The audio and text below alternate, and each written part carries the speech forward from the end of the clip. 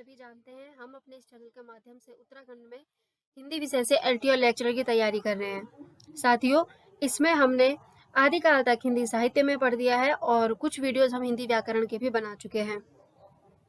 जैसा कि पिछला सिलेबस है एलटी का, उसमें संस्कृत व्याकरण भी पूछा जाता है। संधि, समास, कारक, धातु रूप, शब्द रूप आदि पूछे ही जाते हैं।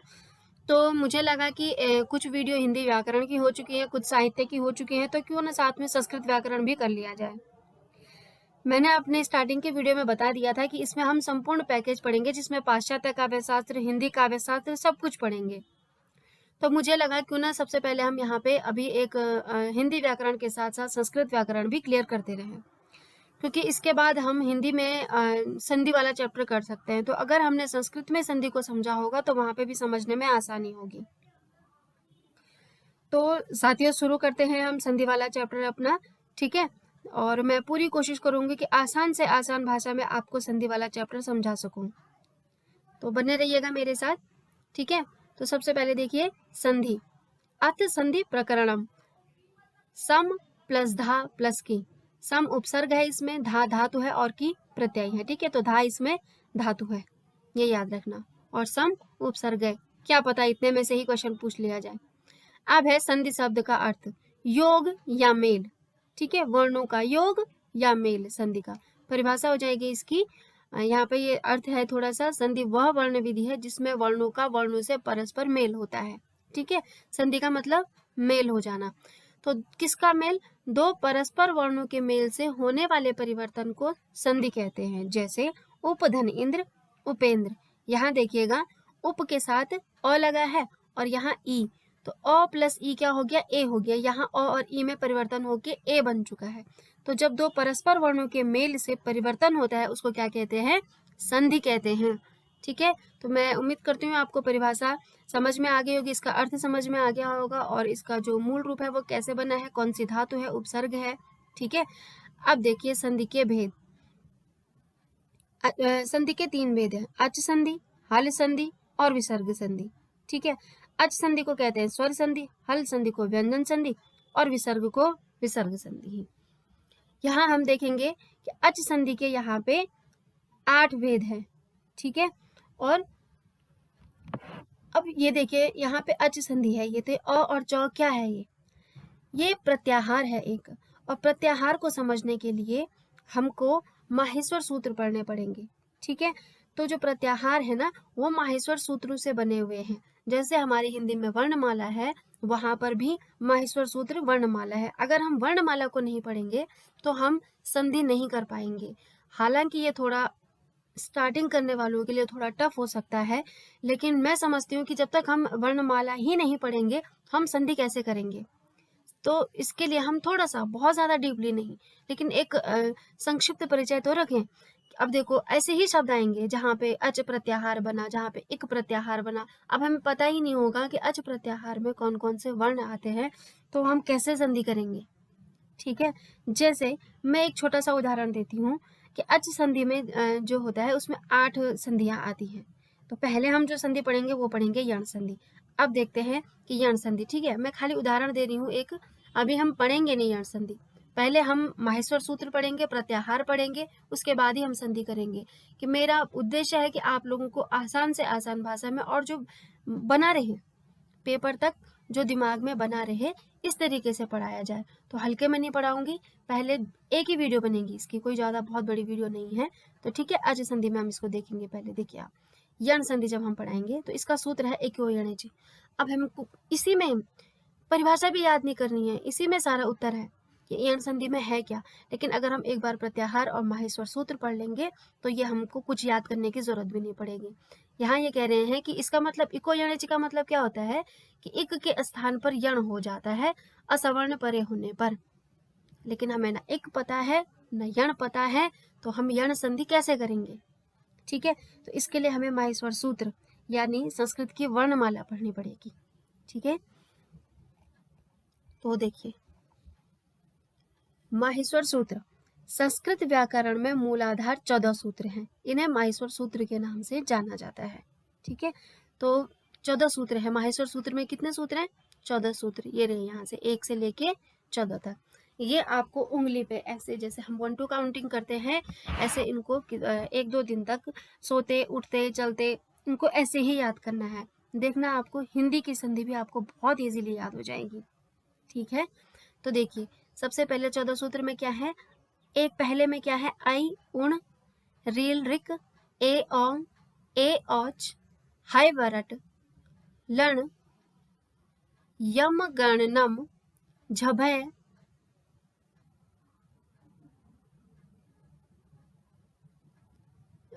झभय घड़ दस जब गड़ दस खप छट तचट तव।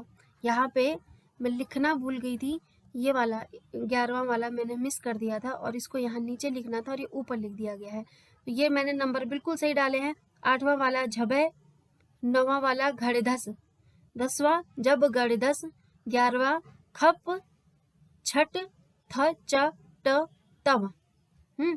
फिर कपय, 12वां कपय सस सर हल।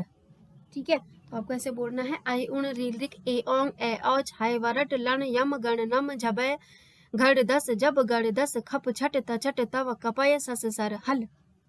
ऐसे उंगली पे, जब आप आई उण बोलो तो नंबर 1 वाले पे रखनी उंगली रखनी है, 2 बोले तो 2 पे, इससे पता चल जाएगा कौन सा 5वें नंबर का है, चौथे नंबर का कौन सा, और मिस भी कोई नहीं होगा। 14 के 14 आई उण रील रिक ए ओंग ए औच हाय वरट लन यम गणनम झबय गड़दस जब गड़दस खप छट तचट तव कपय सस सर हल। ये 14 सूत्र हैं और ये आपको बहुत अच्छे से याद होने चाहिए। जैसे ही आपने ये याद किया, आपको सूत्र बहुत अच्छे से याद हो जाएंगे संधि के।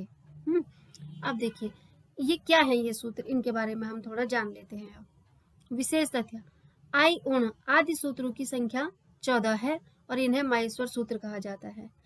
इनसे ही प्रत्याहार बनाए जाते हैं और इन्हें प्रत्याहार सूत्र कहते हैं। अब हमने पढ़ा था अच संधि। ठीक है, ये देखिए औ से लेके चौ तक, यानी अच संधि में सिर्फ यहाँ से और यहाँ तक के ही वर्ण आएंगे, यहाँ नीचे कुछ भी नहीं आएगा। और अब हमें यही पता नहीं होगा तो हम अच संधि करेंगे कैसे, नहीं कर पाएंगे ना। तो अ से लेके चौ तक ये अच प्रत्याहार हो जाएगा, संधि नहीं अच प्रत्याहार। तो ये प्रत्याहार है, यानी प्रत्याहार का मतलब क्या हुआ, शॉर्टकट कहे तो कोड वर्ड। ठीक है, तो देखिए, और जब इनको कोड में लिख लेते हैं ना, ये यहाँ से लेके अ से और चौ तक, तो अच लिख दिया।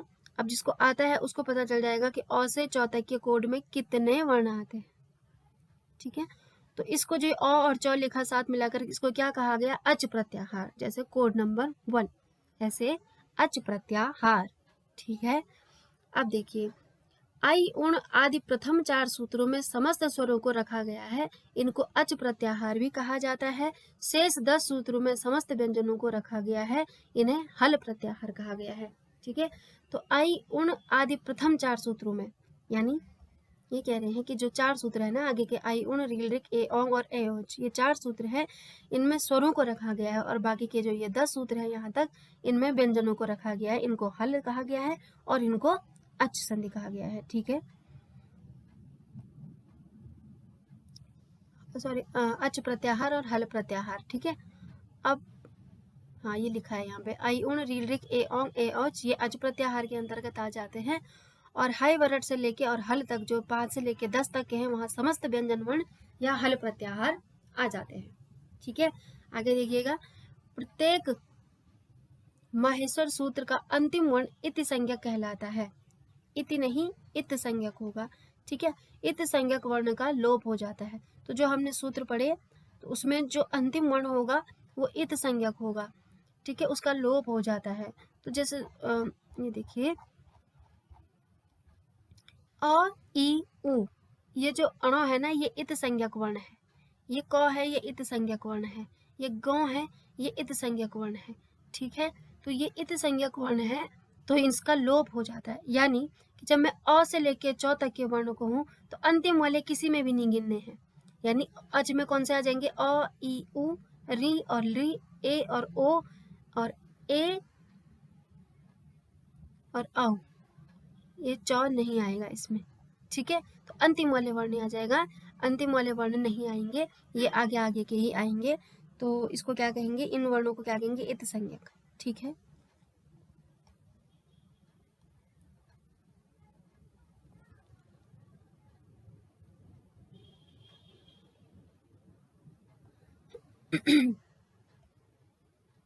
अब है प्रत्येक वर्ग के पंचम। अब देखो, हाँ यहाँ पे लिखा हुआ है कि अब हमें थोड़ा सा परिचय देंगे हम। प्रत्येक वर्ग के पंचम वर्ण एक ही सूत्र में आते हैं।